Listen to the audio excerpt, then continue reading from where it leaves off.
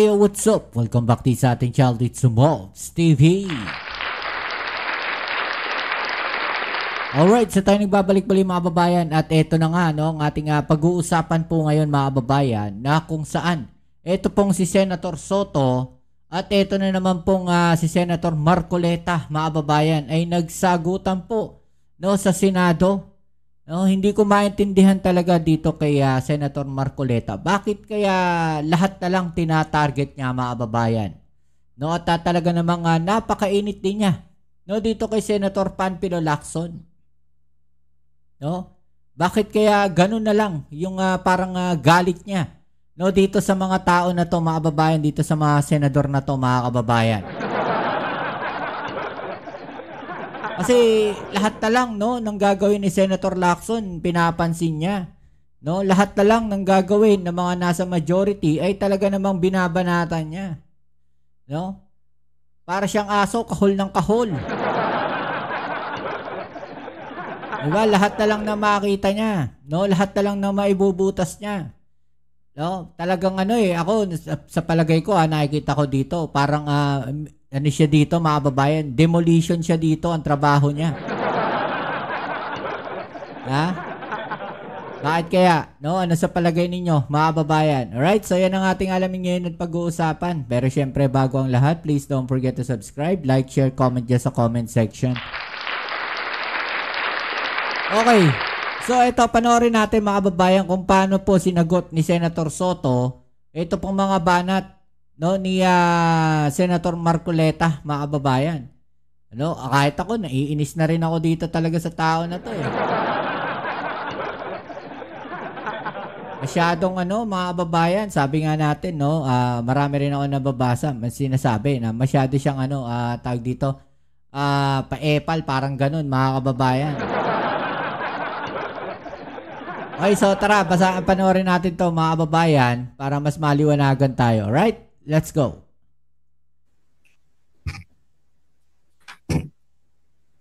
Mr. President, distinguished colleagues,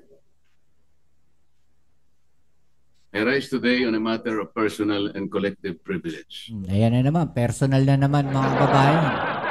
Talagang mahilig siya ma-personal no? Last Sunday, September 28, Senator Panfilo Lacson revealed that almost all senators in the 19th Congress inserted at least 100 billion worth of items in the 2025 GAA, citing that he had gathered documents showing that those were individual insertions. He said that such insertions could threaten the economy. Sinabi pa po niya, Mr. President, sa budget deliberation, pwede kong tanungin ito bakit pinayagan ito. Ang pagbusisi, lalo sa plenary, gusto kong malaman ilan ang isiningit na insertion, ang nag-release at paano na-implement. Kayo ba mga kababayan, ayaw nyo malaman yung mga insertions na yan? No? Sabi nga hindi naman masama yung insertions, basta maganda yung papupuntahan. No, hindi masama yung insertions basta magagamit ng maayos. 'Di ba? Pero kung yung insertions mga kababayan, no, ay mapupunta lang, no, sa mga ghost project, mapupunta lang sa mga proyektong wala naman silbi, mapupunta lang sa proyektong hindi naman napapakinabangan ng taong bayan, no, sa tingin ba ninyo maganda yung pinatunguhan ng insertions na 'yon? 'Di ba? At kung yung insertions na yun magiging daan para sa mga korupsyon, sa tingin ba ninyo maganda yung insertions na yun? Diba? Hindi ko alam bakit tina-target yun, no? Neto nga si Senator Marcoleta. Hindi ko rin alam kung ano yung kanyang agenda, bakit niya nire-raise up yan mga kababayan. Sa nakikita ko kasi, maganda naman yung intention dito ni Senator Ping Lacson Kaya niya nilalabas yung mga insertions na yon. 100 billion mga kababayan na insertions. Diba? Mr. President, when former DPWH Undersecretary Cabral, as disclosed by Senator Lacson, offered insertions in the 2026 budget to the Senate President, Senator Soto boldly refused, invoking transparency and good governance. At that time, he appeared to draw a moral line that insertions were wrong. Does this mean that the Senate President never had budget insertions during all the time he served as Senator of the Republic? And ito tinatarget niya yung Senate President na, mga babayan, si Tito Sen na. Okay, nakita niyo yung transition from Senator Soto, from Senator Lacson to Senator Soto, mga babayan, kay Senate President. Diba? Kung maalala ninyo nakaraan, mga babayan, ganun din yung strategy nila. No?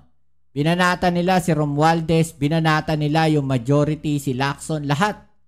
Diba? So may makikita tayo ditong pattern, no, ng demolition, mga kababayan.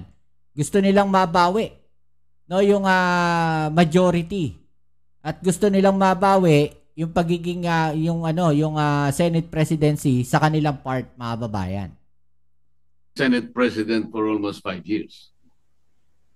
Yet when it was revealed that 100 billion worth of insertions actually found their way into the 2025 budget through the Senate itself, the Senate President shifted tone and justified them as part of the regular budget process. At the start of the plenary session last Monday, he even said, and I quote, "Amendments, insertions, or whatever you want to call it, whether individual or institutional, are part of the regular budget process. These seemingly inconsistent positions have once again stirred confusion not only within this chamber, but more importantly, among our people." Just yesterday, Mr. President, Senator Lacson clarified that he did not mean to put anyone on the spot, but expressed that this is a chance for both houses to heed to the public outrage against corruption. Diba? Yun yung gusto ni Senator Lacson, mga babayan. No, na makita at malaman ng taong bayan yung tungkol dyan sa mga insertions na yan. Kaya niya inopen. Diba?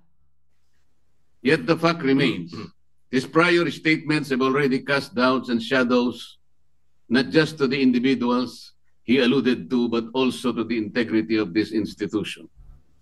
His disclosure last Sunday ended up banners of newspapers Monday morning, to the consternation of his colleagues. While a caucus was called in the afternoon of the same day to explain that it was not meant to put anyone on the spot, but to heed the public outrage, it's too late in the day, Mr. President. Mr. President, the confusion is further compounded. For years, Senator Lacson made it his moral crusade to denounce budget manipulations as the breeding ground of corruption, particularly infrastructure projects like flood control.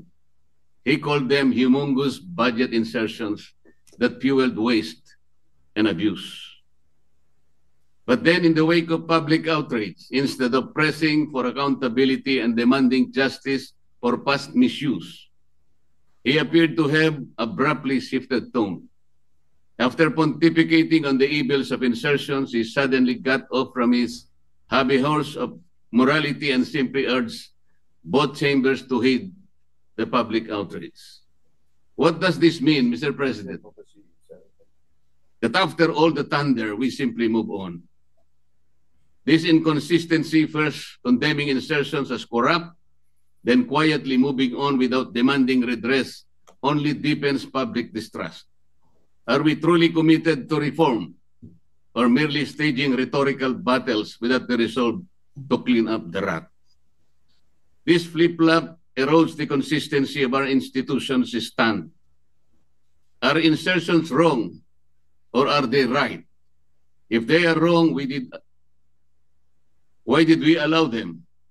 If they are right, why did we deny them before? Mr. President, we must confront this issue not with rhetoric, but with clarity of principle. The Senate is tasked under the Constitution with the power of the purse and the vital function of oversight. But let me ask, is oversight synonymous with budget insertions? Or are insertions merely convenient vehicles for pork and patronage? Without a clear framework, we risk reducing this chamber to nothing more than a rubber stamp of the powers that be, thereby undermining the checks and balances carefully designed by the framers of our Constitution. The so-called flood control scandal illustrates the urgency of this clarification, Mr. President. For years, billions of pesos were poured into flood control projects. Yet today, every typhoon, every monsoon rain still brings massive flooding to our communities. Where did the money go? Were the projects properly planned and implemented, or were they merely vehicles for lump sum appropriations and political accommodations? If Senate oversight means anything, it must mean exposing these abuses. But if oversight is confused with insertions, then the Senate itself becomes complicit. Instead of protecting the people from waste and corruption, we risk becoming enablers of it. This is why the rules must be clarified so that oversight is exercised as a constitutional duty, not as a bargaining chip for the insertions hidden in the budget.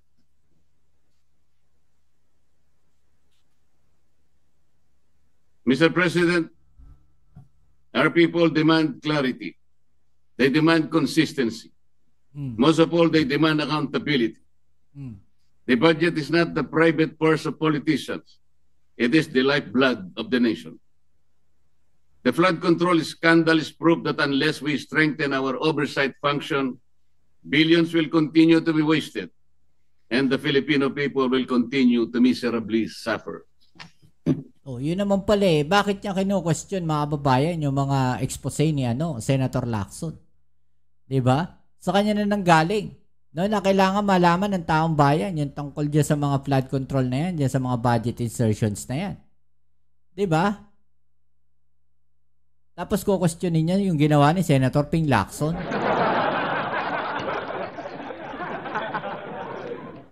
I therefore urge this chamber to undertake a comprehensive review of our rules and practices on budget amendments and insertions, to draw the line between legitimate oversight and illegitimate manipulation, and to reclaim the public trust in our stewardship of their hard-earned taxes.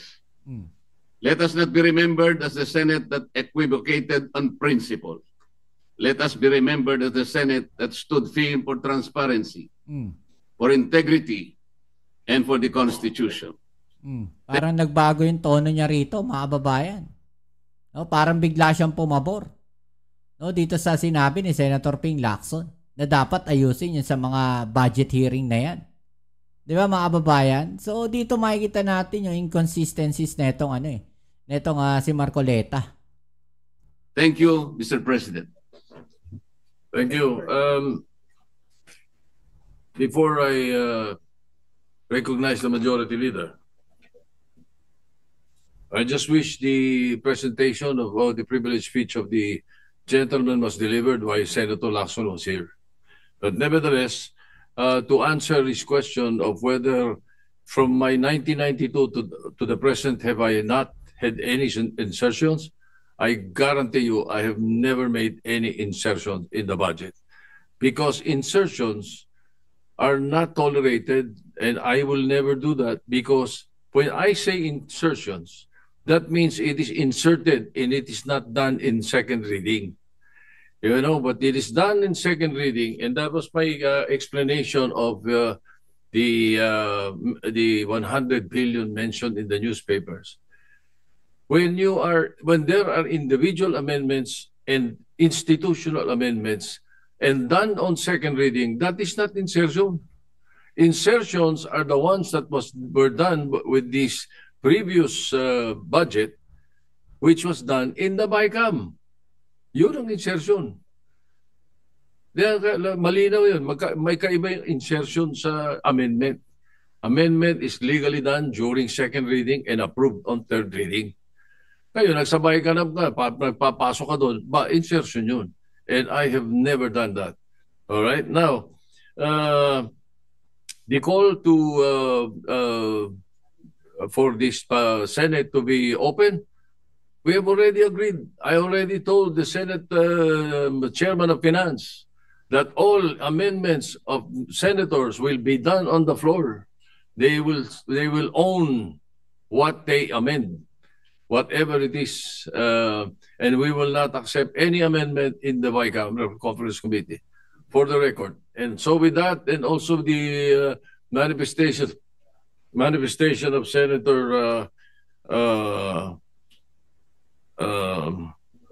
Senator Marcoleta is hereby referred to the Committee on Rules. Alright, so yung mga kababayan, no? Diba? Parang dito mga kababayan, merong hindi naintindihan si Senator Marcoleta doon sa mga naging statement. Diba? Doon sa mga sinabi nila. Ni Tito Sen at saka ni Panfilo Lacson. Diba? So, meron siyang parang hindi naintindihan. Kaya pinaliwanag ni Tito Soto, mga babayan. Okay, so ano masasabi po ninyo dyan, no? I-comment sa ibaba yung mga opinion na natin yung pag-usapan, alright? So yan muli, maraming salamat sa lahat ng mga patuloy na kasuporta dito sa ating channel. Kita-its po tayo sa ating next video upload. Ito muli ang inyong Kuya Mobs dito sa Mobs TV. Peace. I'm out.